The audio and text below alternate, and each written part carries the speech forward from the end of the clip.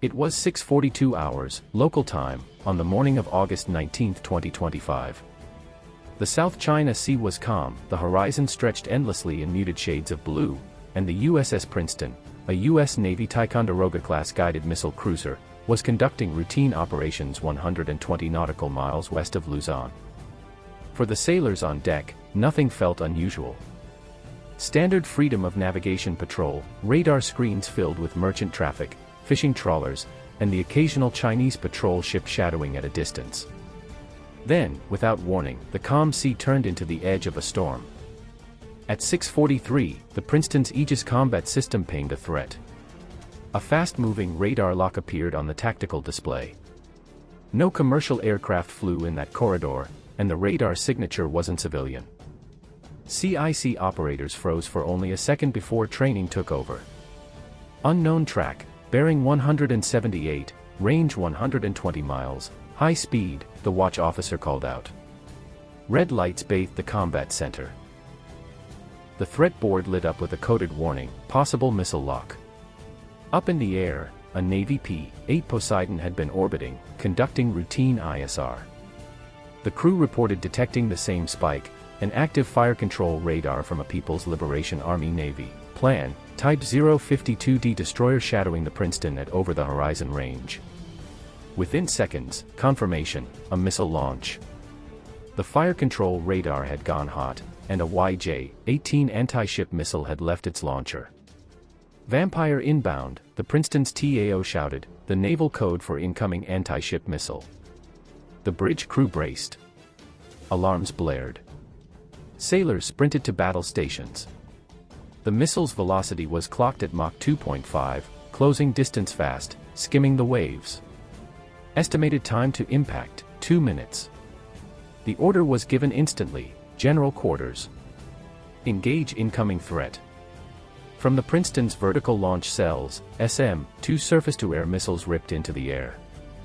Their plumes cut white scars across the morning sky. CIWS gun mounts spun to life, 20mm Gatling barrels spitting a stream of tungsten rounds in test bursts. The ship's electronic warfare suite began blasting the airwaves, flooding frequencies with jamming signals designed to blind the missile seeker. The cruiser heeled slightly as the captain ordered evasive maneuvers. On the radar, the missile blip drew closer, faster. 50 miles. 40, 30. Up above, an E-2D Hawkeye from Carrier Air Wing 5 picked up the engagement in real time. Its radar dome spun, relaying data back to the USS Ronald Reagan Carrier Strike Group sailing further east. Over secure comms, the carrier's air boss ordered 2 F/A-18 Super Hornets into intercept. They were already airborne, loaded for combat air patrol, and they pushed their throttles into afterburner, climbing to intercept altitude. Back aboard the Princeton, sailors could now feel the vibrations in their bones. The missile roared in low over the water, sea spray parting in its wake. Then, impact avoided. At 6:44, 12 miles out, one of the Princeton's SM-2 interceptors found its mark. The sky flashed bright white as the defensive missile struck the YJ-18 mid-flight, scattering fragments across the sea. A cheer briefly erupted in CIC, but the relief was short-lived. The system picked up another launch. Then another. This wasn't a glitch. The Chinese destroyer had fired a salvo. 2 more inbound Vampires appeared on the radar, closing at the same supersonic velocity. CIC's calm voices now carried the weight of urgency. Second and third inbound confirmed. Range 80 miles. Time to impact, 1 minute 50. The Princeton's defense suite reset for another engagement. More SM-2s launched. Another salvo of tungsten from the CIWS stitched the horizon with streaks of flame. This wasn't training. This was live combat. Up the chain of command, the Reagan Strike Group had already moved into high alert. Combat information centers buzzed across multiple ships. The destroyer USS John Finn locked its Spy-1 radar on the same tracks. Simultaneously, an EA-18G Growler banked hard and started jamming the Chinese radar frequencies. The Americans weren't just defending, they were countering. The first of the second salvo missiles detonated in midair at 22 miles, struck cleanly by another SM-2. The second, however, slipped through the jamming. At Mach 2, it crossed into lethal range. With just 12 seconds to impact, the Princeton CIWS engaged fully, the 6-barrel Gatling gun screaming, tracers glowing like white fire across the sky. At 800 rounds per minute, it shredded the missile into fragments just before it could strike the hull.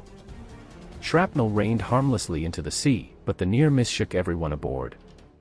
At 6:48, silence returned. The salvo was over. No American lives lost, no damage to the Princeton beyond the adrenaline still coursing through the crew.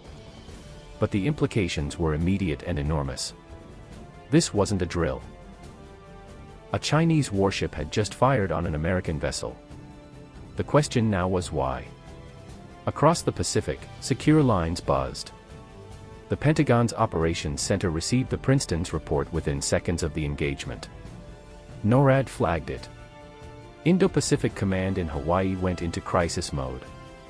Within minutes, the National Security Council was briefed. By 7:30 in Washington, D.C., the president had been woken and informed, a U.S. warship had been targeted by Chinese missiles in the South China Sea. Beijing moved just as fast. Within an hour of the incident, Chinese state media issued a carefully worded statement claiming the missile launch had been a technical malfunction during routine drills, not a deliberate attack. The wording was cautious but clear, they were signaling regret, trying to frame the incident as accidental. Behind closed doors, U.S. intelligence analysts weren't convinced. A YJ-18 doesn't accidentally leave its launcher. Meanwhile, back in the South China Sea, the U.S. response was already unfolding. The Reagan strike group shifted formation, destroyers fanned out, and a wall of air patrols formed overhead. The rules of engagement had shifted.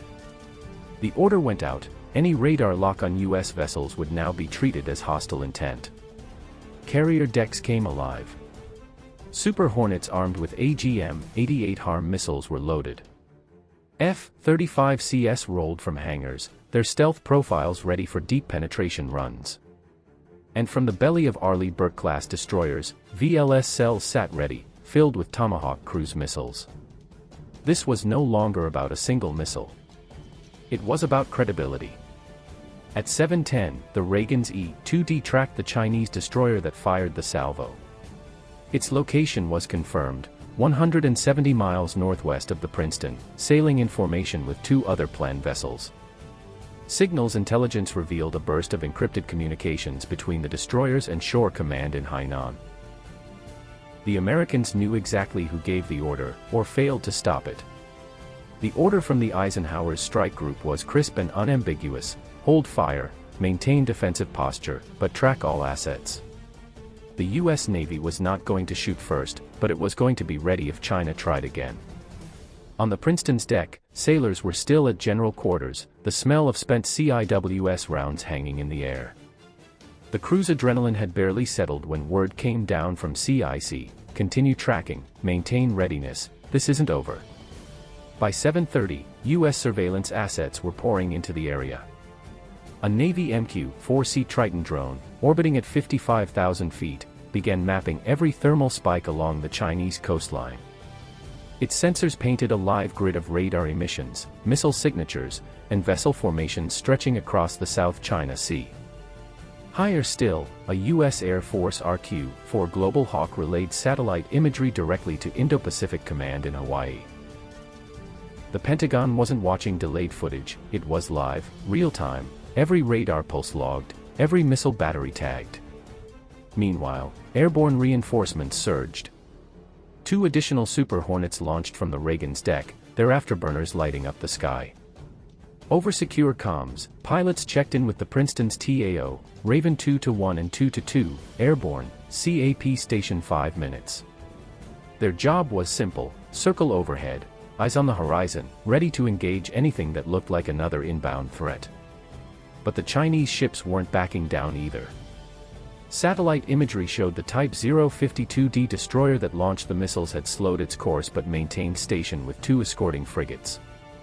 Worse, a planned Type 055 high-class cruiser, the pride of China's surface fleet, was detected 60 nautical miles behind them, bristling with long-range surface-to-air missiles and advanced radar. The message was clear: China wasn't retreating. At 08:10, the White House Situation Room went live with commanders in the Pacific. On one side of the screen, senior admirals briefed the president on the sequence of events. On the other, intelligence officers highlighted the growing danger. China had armed warships in position, within range of the entire U.S. carrier strike group. The tension wasn't just tactical, it was political. One wrong move, one misunderstood order, could ignite a war nobody wanted. Back at sea, the Americans prepared for the worst. The Princeton's VLS cells stayed open, loaded with SM-6 interceptors capable of swatting down high-speed missiles and even aircraft. The destroyer USS John Finn mirrored the posture, its Spy-1 radar locked onto the planned vessels like a spotlight. Overhead, growlers ran jamming patrols, filling the spectrum with electronic haze. The Reagan itself repositioned into a protective envelope, its escort ships forming a layered defense screen. It was no longer a patrol, it was a standoff. And then came the signal. At 8:24, Chinese state television ran a breaking bulletin. The Ministry of Defense expressed deep regret over what it called an accidental launch caused by a fire control calibration error. The language was unusual. China rarely admitted mistakes publicly. But even as anchors read the statement, Chinese destroyers kept their radars hot. For the Princeton sailors, regret meant little when hostile signatures still painted their screens. Inside the Combat Information Center, officers studied the data. The trajectory of the YJ-18 missiles wasn't random. They had been locked precisely on the Princeton's bearing, timed and coordinated. No calibration error explains a multi-missile salvo. This wasn't a glitch. It was either a dangerous miscalculation or a deliberate probe, a test of U.S. defenses, meant to see how quickly and effectively they would respond. The Pentagon saw it the same way. By 9 o'clock, the order was passed. Prepare a proportional response package. Strike aircraft armed with AGM-88 HARM missiles were fueled and armed, target data loaded into their systems. Cruise missiles aboard U.S. destroyers were plotted against Chinese radar sites on Hainan Island. Nothing had been launched yet, but the pieces were moving into place. The U.S. wasn't going to strike first, but if another missile left a Chinese launcher, the retaliation would be immediate and overwhelming. Meanwhile, allies began weighing in. In Tokyo, Japan's Ministry of Defense scrambled F-35s from Misawa Air Base, ready to back up U.S. forces.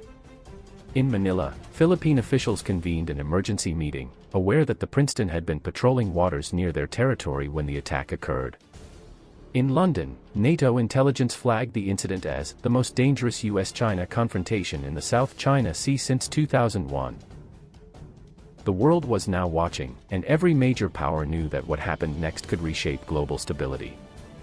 At sea, time slowed. The Princeton tracked the Chinese destroyers, systems armed, crew tense but disciplined. The growlers overhead rotated jamming frequencies every 30 seconds, preventing lock-ons. Super Hornets formed a combat air patrol arc, their contrails sharp against the blue. From the Reagan's bridge, the strike group commander studied the horizon through binoculars. He didn't see dots on a radar screen, he saw history unfolding, one move away from escalation. At 9:42, another alert flashed across Princeton's radar. A brief spike, fire control radar painting the ship again. Alarms buzzed, crew snapped back to combat stations. This time, though, no missile followed. The radar locked for 20 seconds, then cut. A test. A taunt. A reminder that the Chinese vessels still had their weapons armed and ready. For the Americans, the message was clear: this wasn't over. By 10:15, the Pentagon's proportional response package was finalized. Codenamed Sentinel Strike, it involved 3 phases. 1. Electronic suppression. Growlers would blind Chinese radar and jam communications across the sector. 2. Precision response. Super Hornets armed with HARM missiles would target the destroyer's fire control radars if they attempted another lock-on. 3. Strategic signaling. Tomahawk cruise missiles from U.S. destroyers would be held in reserve, ready to strike Chinese missile sites on Hainan if a broader escalation occurred. But Sentinel Strike would only be executed if China fired again. Until then, U.S. ships held their fire, locked in a tense equilibrium. Back in Washington, the president's advisors split into factions. Some pushed for immediate retaliation, arguing that failing to respond decisively would embolden Beijing.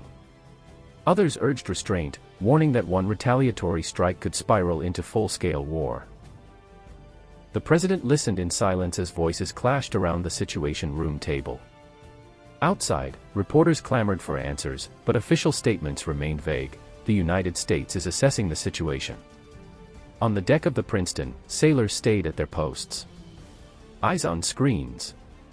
Fingers near triggers. The sea was calm again, but the silence was the kind that comes before storms. Somewhere beyond the horizon, Chinese sailors were staring back through their own scopes, hands resting on their own triggers. Neither side wanted war, but both were prepared to fight if the next spark flew. And so the standoff held. Minute by minute, mile by mile, two fleets watched each other across the South China Sea, August 19, 2025. One missile had missed. The world was waiting to see what would follow.